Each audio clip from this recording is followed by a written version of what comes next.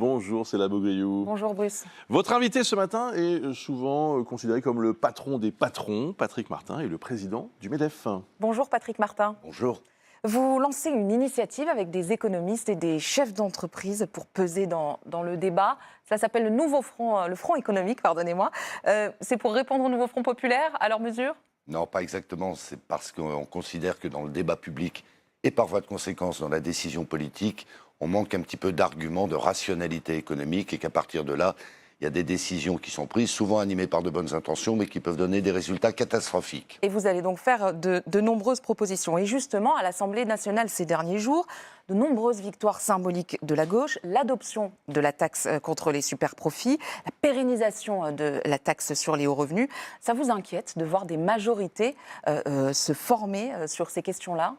Alors on prend ça avec un certain recul, parce qu'il y a des postures, il y a des jeux de rôle, c'est la règle de la politique.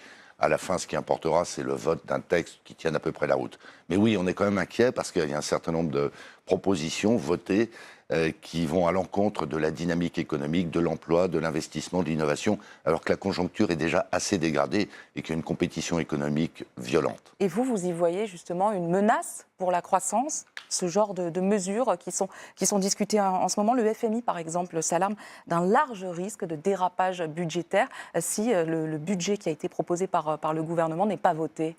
Alors, on prend en compte la situation très critique, très dangereuse des finances publiques françaises. On est bien conscient qu'il faut tous se retrousser les manches pour la redresser. Mais il y a un certain nombre de mesures qui, de notre point de vue, au contraire, dégraderaient la situation économique, dégraderaient l'emploi, par voie de conséquence, feraient rentrer moins d'impôts, moins de charges sociales. Donc il faut prendre des bonnes mesures, pas celles, en tout cas un certain nombre d'entre elles qui sont prévues. Quel effort pourraient faire les entreprises ?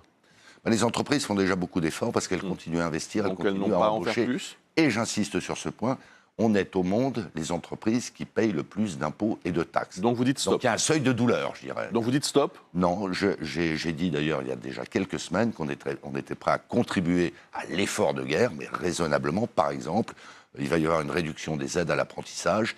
Si elle est mesurée, si elle s'applique à tout le monde, pourquoi pas ? Il y a des grandes entreprises, la mienne en fait partie, qui vont supporter beaucoup plus d'impôts sur les sociétés. Pourquoi pas ? Mais de manière très ponctuelle et très ciblée. On n'est pas sûr que ce sera ponctuel et ciblé en l'état. Et sur le plan du travail, quand vous entendez par exemple Gérald Darmanin qui dit qu'il faut mettre fin aux 35 heures, vous appelez le gouvernement à se saisir à nouveau de cette question ? Le problème est plus général. Il faut, dans d'autres pays, ça plaît ou ça ne plaît pas, qu'on travaille plus, qu'on produise plus, parce que sinon on ne réglera pas le sujet du pouvoir d'achat. On ne pourra pas, dans la durée, servir les retraites, garantir l'assurance maladie, etc., etc. Il faut donc travailler plus. Alors vous dites qu'il faut travailler plus, c'est chez nos voisins, en Allemagne. La semaine de 4 jours a été testée avec succès. On prend souvent ce pays en modèle sur le plan économique. Les salariés se disent satisfaits, la productivité qui progresse. Pourquoi pas nous ? Mais un certain nombre d'entreprises françaises le font déjà. La loi le permet tout à fait. En faire une généralité, je pense que ça serait une mauvaise solution. Il y a des métiers qui ne se prêtent pas à ça. Il y a des salariés qui, en termes d'organisation, y compris personnelle, ne souhaitent pas la semaine de 4 jours. Laissons un peu de liberté aux uns et aux autres. Et le télétravail ? On est vendredi, là, c'est un jour qui est souvent choisi d'ailleurs par les salariés. J'aurais été dépité que vous m'interviewiez à distance, je suis ravi de vous voir. Le télétravail, on commence à en toucher les limites, notamment sur un point auquel moi je suis très sensible, c'est le collectif qu'est l'entreprise. Ça se délite au fil du temps si on est en télétravail, ou en tout cas systématiquement en télétravail. Là aussi, il faut faire du cas par cas. Vous poussez à nouveau votre projet de CDI senior. Qu'est-ce que vous répondez aux syndicats qui aujourd'hui disent d'abord ça n'est pas le sujet, c'est plutôt le maintien dans l'emploi et dans le travail, et pas tant ceux qui sont déjà sortis de l'emploi. Je vous trouve bien sévère. On a une discussion sur l'emploi des seniors qui s'est réouverte, me semble-t-il, dans un bon état d'esprit, avec la volonté partagée d'aboutir. Le CDI dit senior, il ne s'appelle plus comme ça. C'est une des solutions qu'on a proposées, ça fait partie du package. Ma conviction, c'est qu'au contraire, ça permettrait de faire revenir à l'emploi des seniors qui en sont éloignés depuis un certain temps. Mais alors comment vous garantissez que l'entreprise ne peut pas ensuite réembaucher un senior moins cher avec, in fine, l'assurance chômage ? Vous savez que ça fait partie des inquiétudes, là aussi, des syndicats. Non, mais il faut pas perdre de vue le but stratégique, je dirais, c'est-à-dire d'augmenter le taux d'emploi des seniors et de faire revenir, quand ils le souhaitent, et c'est souhaitable, les seniors qui veulent travailler. Bien, nous, on n'est pas du tout opportunistes, et d'ailleurs, il y il y a des cliquets, il y a des garanties qui seraient mises en place si on s'accorde sur cette disposition pour qu'effectivement il n'y ait pas d'abus.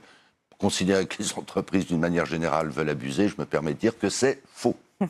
Les syndicats réclament aussi, vous savez, sur la question des retraites anticipées, que les employeurs ne puissent pas refuser ces dispositifs aux salariés qui en font la demande.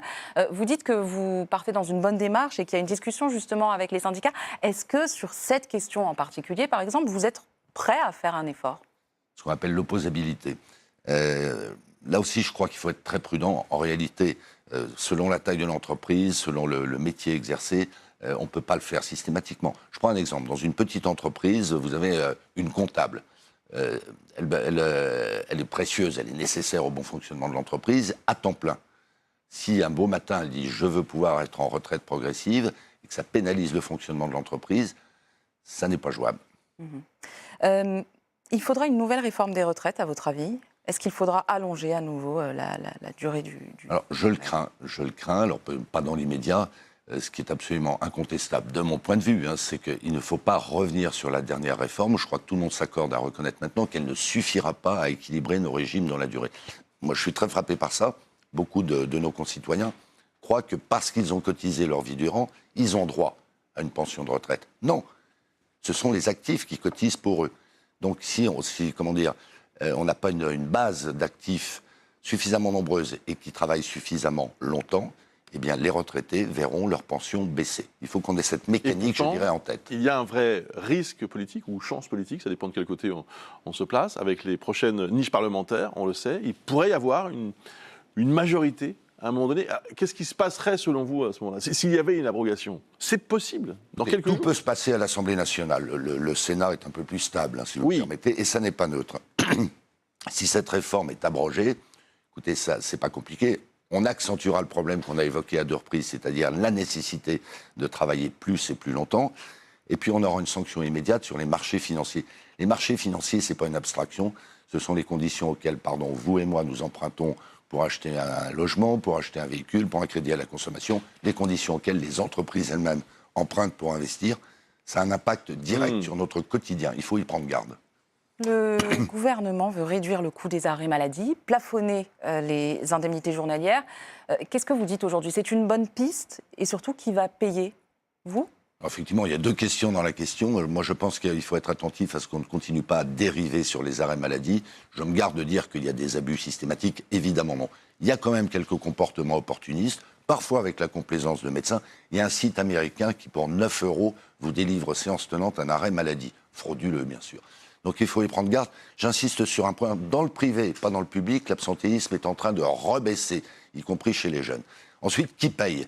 Ce que prévoit le gouvernement, c'est de transférer encore plus la charge aux entreprises et aux salariés, alors qu'ils payent déjà des cotisations maladie. Qu'est-ce que vous en pensez? Il faut prendre des mesures d'ordre public pour que, en ne prenant pas en compte les pathologies lourdes, évidemment, mais sur des petits arrêts maladie, eh bien, il n'y a pas de remboursement. Merci beaucoup, Patrick Martin. Votre anniversaire, c'est quel jour? Le 3 mars. Le 3 mars. Et si l'entreprise que vous dirigez vous offrait un jour de congé? On en parle ce matin sur TF1, il y a quelques sociétés qui proposent ça. Qu'est-ce que vous en pensez? À moi? À tous les collaborateurs, pas qu'à vous. Non, je peux pas dire une chose et son contraire. Moi, je m'applique à ce qu'est, et je crois que ça se vérifie, un bon climat social dans mon entreprise, mais il faut produire. Je parlais d'une conjoncture difficile, moi je suis en première ligne, je vous confirme que la conjoncture est difficile, Mais je vous en prie, merci beaucoup. Patrick Martin, merci à Céla Bougriou.